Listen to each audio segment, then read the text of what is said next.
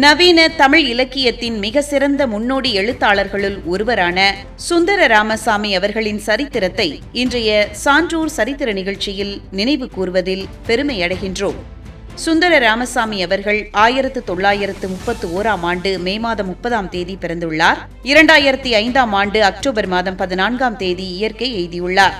இலக்கிய உலகில் இவர் சூரா என்று அன்போடு அழைக்கப்பட்டார். நாவல்கள், சிறுகதைகள், கவிதைகள், விமர்சனங்கள் மற்றும் மொழிபெயர்ப்பு என பல தளங்களில் இவர் ஆளுமை செலுத்தியுள்ளார். சுந்தர ராமசாமி அவர்கள் கவிதைகளை பசுவையா என்ற புனைப்பெயரில் எழுதினார். புகழ்பெற்ற காலசுவடு இலக்கிய இதழின் நிறுவனராக இருந்தார்.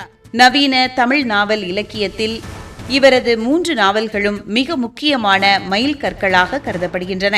ஒரு புளிய மரத்தின் கதை என்ற நாவலானது ஒரு புளிய மரத்தை மையமாக கொண்டு ஒரு ஊரின் சமூக அரசியல் மாற்றங்களை விவரிக்கும் இவரின் முதல் நாவலாகும். ஜே சில குறிப்புகள் எனும் நாவலானது தமிழ் நாவல் வடிவத்தில் பெரும் தாக்கத்தை ஏற்படுத்திய ஒரு தத்துவார்த்த நாவலாகும். குழந்தைகள், ஆண்கள், பெண்கள் எனும் நாவலானது ஒரு நடுத்தர குடும்பத்தின் 3 தலைமுறை வாழ்க்கையை பின்னணியாக கொண்ட நாவலாகும். ரத்னாபாயின் ஆங்கிலம், ஆத்மாராம் சோயித்ராம், பிரசாதம் போன்ற பல உன்னதமான சிறுகதைகளை எழுதியுள்ளார்.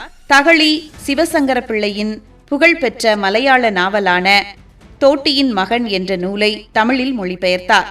நவீனம் மற்றும் ஆழமான தத்துவ பார்வைகளை கொண்ட கவிதைகளை பசுவையா என்ற பெயரில் தந்துள்ளார்.